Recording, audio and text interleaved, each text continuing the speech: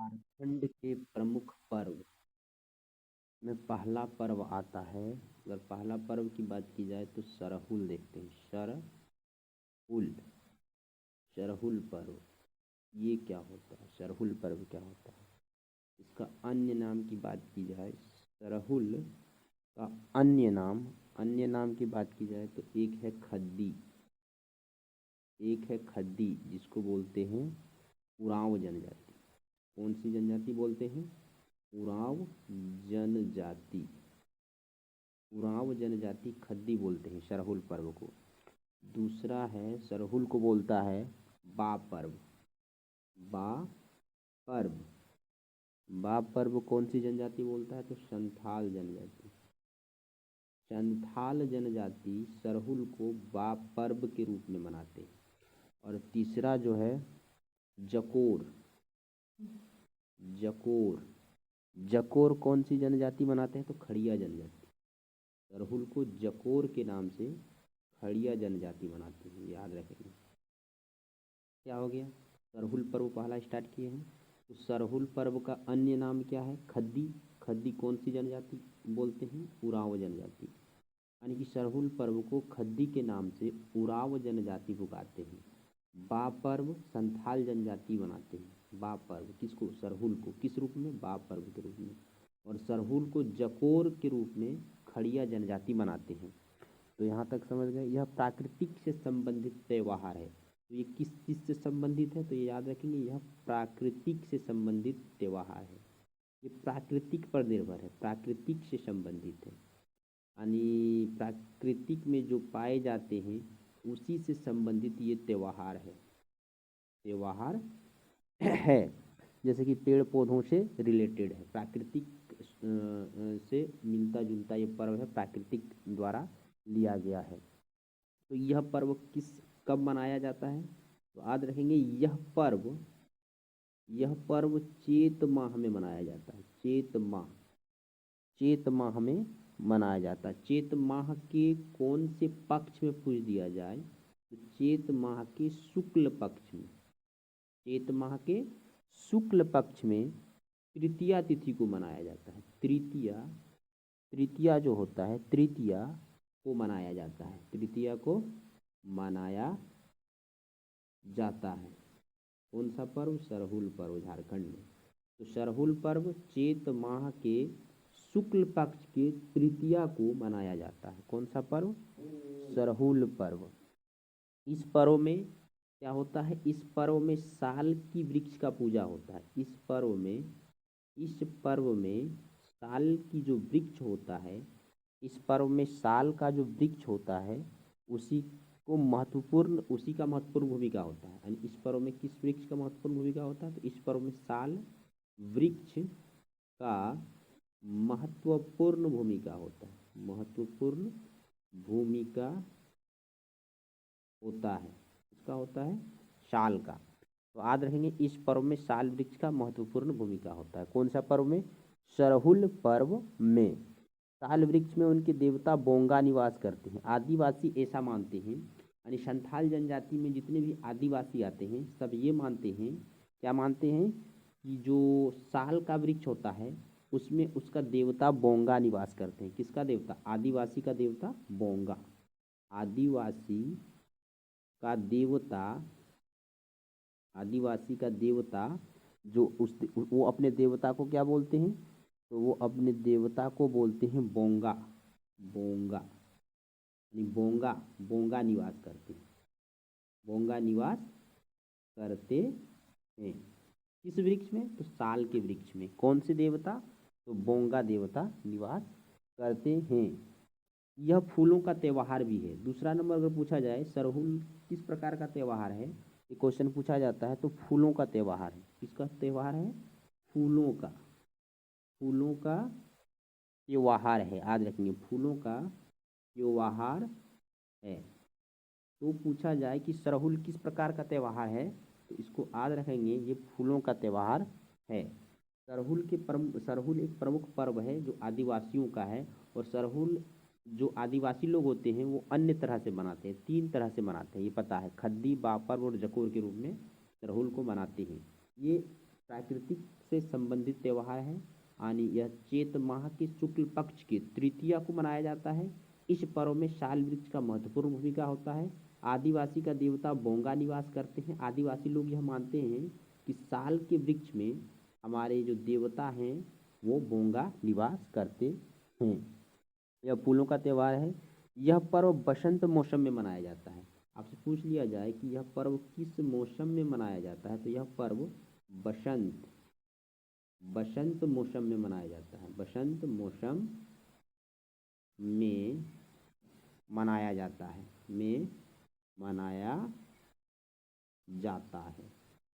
इतना याद रखेंगे। यह पर्व बसंत मौसम में मनाया जाता है। इस कब मनाया जाता है? इस समय साल के वृक्षों में नए फूल खिलते हैं। बसंत के मौसम में क्यों मनाया जाता है? तो बसंत के मौसम में, याद रखेंगे, बसंत के मौसम में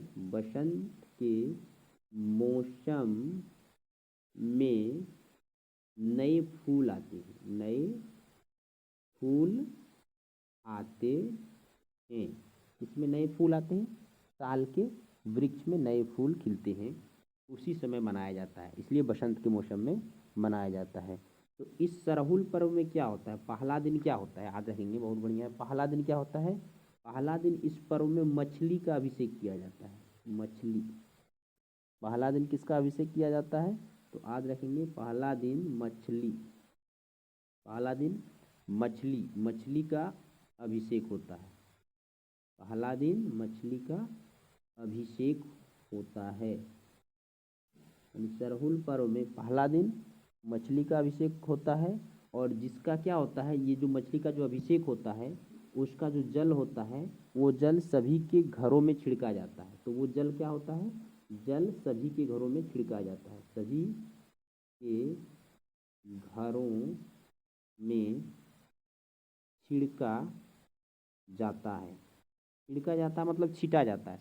सबके घर में जा जाकर उसका जो पुजारी होता है, जो पूजा करता है, वो मछली का जो जल होता है, मछली का जो अभिषेक करता है, उस जल को सभी के घरों में, यानी प्रत्येक घरों में छिड़कता है। पहला दिन। दूसरा दिन उपवास रखता है। दूसरा दिन क्या होता है सरहुल पर्व में? दूसरा दिन की बात की जाए तो याद रखेंगे, दूसरा दिन उपवास रखता है। क्या करता है? उपवास। दूसरा दिन उपवास रखता है। यानी सरहुल पर्व में दूसरा दिन क्या करता है? उपवास रखता है, तथा गांव का जो पुजारी होता है उसका, तथा गांव का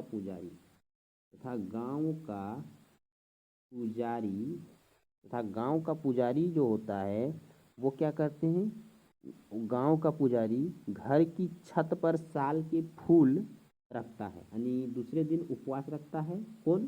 पुजारी उपवास रखता है, तथा सभी के घर के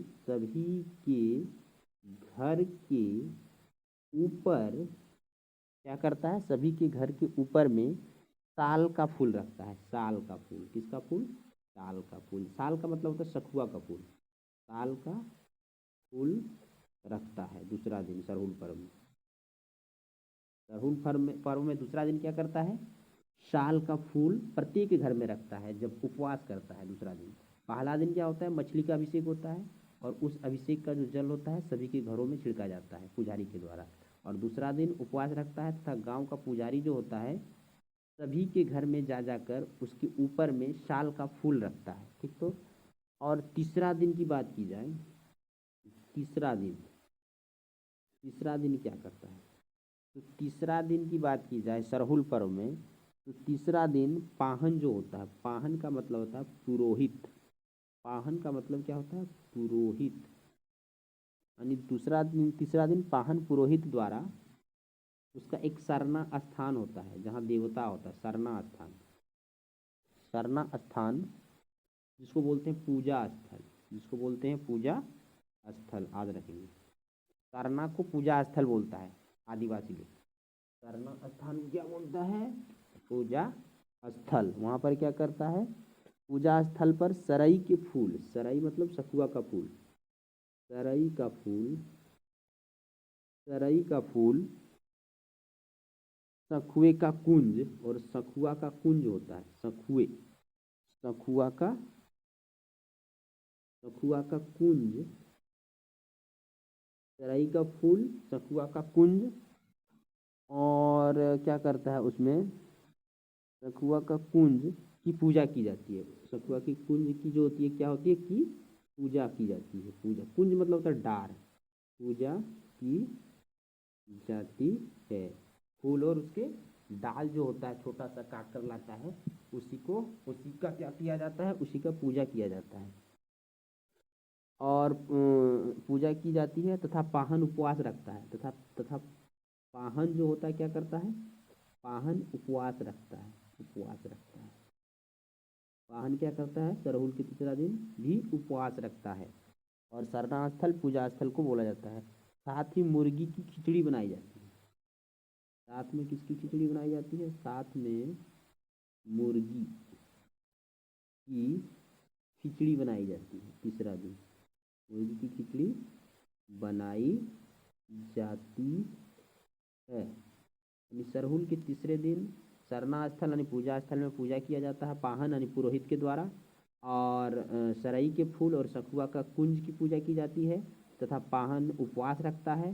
साथ में क्या करता है, मुर्गी की खिचड़ी बनाई जाती है। ठीक, तो और उसके बाद मुर्गी की खिचड़ी बनाई जाती है, मुर्गी की बलि दी जाती है। और मुर्गी की बलि देने के बाद चावल और मुर्गी की क्या की जाती है, खिचड़ी बनाई जाती है। चावल और मुर्गी को मांस को मिलाकर, यानी तो उसको क्या बोलते हैं, चावल और मुर्गी की मांस को जो मिलाया जाता है, और चावल और मुर्गी की मांस को जो मिलाया जाता है, मांस को मिलाया जाता है, मिलाया जाता है।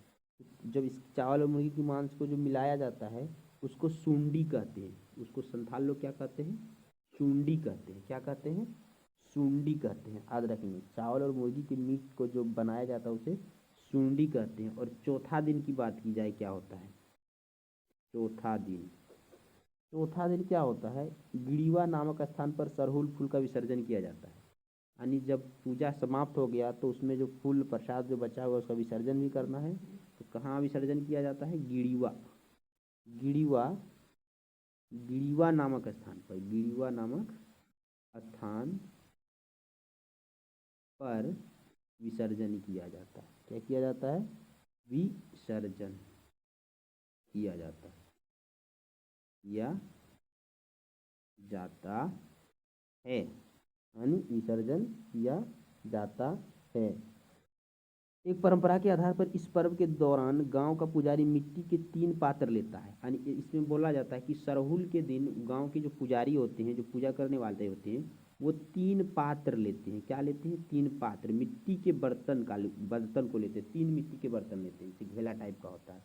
और उसमें क्या किया जाता है, और उसमें क्या किया जाता है, पानी भर दिया जाता है। उसमें क्या किया जाता है, पानी भर दिया जाता है। 3 पात्र में पानी भर दिया जाता है। उसमें 3 पात्र लेता है और उन्हें ताजे पानी से भरता है। और जिस दिन भरता है उसका अगला दिन, उसका नेक्स्ट डे जिसको बोलते हैं, नेक्स्ट डे यानी अगला दिन क्या किया जाता है, अगला दिन, अगला दिन पाहन जो होता है, पाहन जो होता है वो उन 3 पात्रों को देखता है। पाहन जो होता है क्या होता है, उन 3 पात्रों को देखता है, उन जिसमें पानी भरा हुआ रहता है, उन 3 पात्रों को देखता है, देखता है।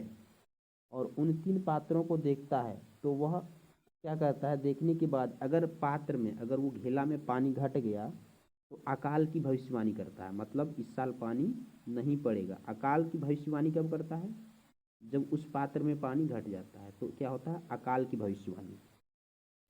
और यदि पानी का स्तर सामान्य रहता है, यानी बीच बीच में रहता है, नहीं घटता है, सामान्य रहने के बाद यह पता चलता है उत्तम वर्षा का संकेत है। यानी कुछ कुछ वर्षा होगा, उत्तम वर्षा होगा, यानी उतना नहीं होगा लेकिन वर्षा होगा, उत्तम वर्षा होगा अगर समान रहता है।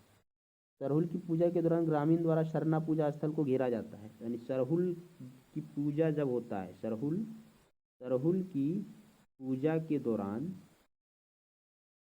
पूजा के दौरान सरना स्थल को क्या किया जाता है, सरना स्थल को, सरना स्थल को सरहुल पूजा के दौरान सरना स्थल को घेरा जाता है, घेरा जाता है, याद रखेंगे सर। जिस दिन पूजा होता है उस दिन सरना स्थल को घेरा जाता है और पानी का स्तर समान रहता है। तो उत्तम वर्षा, तीनों पात्र में पानी डाला जाता है, भविष्यवाणी करता है।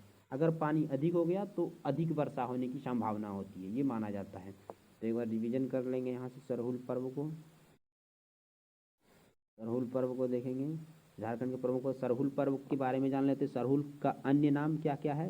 अन्य जनजाति यानी जो उरांव जनजाति सरहुल को खद्दी पर्व के नाम से जानता है। संथाल जनजाति सरहुल पर्व को बा पर्व के नाम से मनाता है और खड़िया जनजाति जकोर पर्व के रूप में सरहुल पर्व को मनाता है।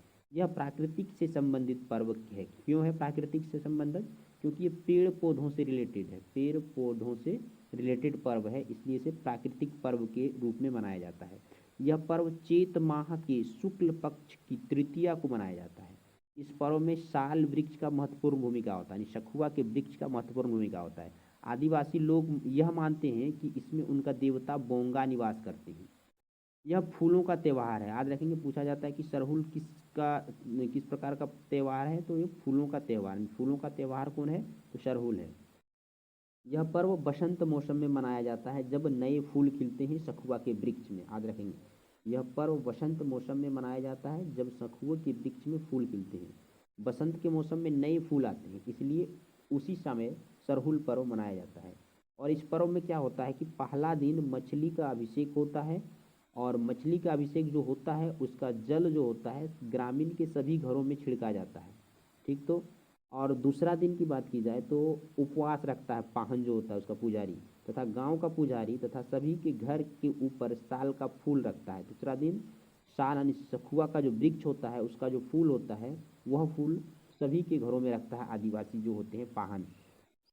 तीसरा दिन क्या होता है? तीसरा दिन पाहन पुरोहित द्वारा सरना स्थान यानी पूजा स्थल पर सरई का फूल और सखुआ का कुंज की पूजा की जाती है। ये दो चीज़ का पूजा की जाती है, सरई का फूल और सखुआ के कुंज की पूजा की जाती है। तथा पाहन उपवास रखता है। साथ में क्या करता है? मुर्गी की बलि दी जाती है, साथ में मुर्गी की बलि दी जाती है। और मुर्गी और जो चावल जो बनता है खिचड़ी, मुर्गी और चावल से मिलकर जो बनता है खिचड़ी, उससे क्या बोलते हैं वो लोग? सुंडी बोलते हैं, याद रखेंगे, बस सुंडी बोलते हैं। और चौथा दिन क्या करता है? विसर्जन करता है। जब पूजा हो गया तो उसका विसर्जन होगा। विसर्जन को गिड़िवा नामक स्थान पर विसर्जन किया जाता है। गिड़िवा उसका नामक स्थान होता है, वहीं पे उसका विसर्जन किया जाता है। उसके बाद क्या करता है? लास्ट में 3 पात्र लेता है पुरोहित और पानी भर देता है। और इसका नेक्स्ट डे क्या करता है? जिस दिन भरता है उसका दूसरा दिन उस पात्र को देखते हैं उनके पुरोहित और उनके जो पाहन होते हैं, और ये भविष्यवाणी करते हैं कि अगर पानी कम हो गया तो वर्षा नहीं होगी, अकाल होगी, और पानी अगर अधिक हो गया तो उत्तम वर्षा होगा। ये भविष्यवाणी करते हैं उन जनजाति लोग। कौन सी जनजाति? तो आदिवासी लोग।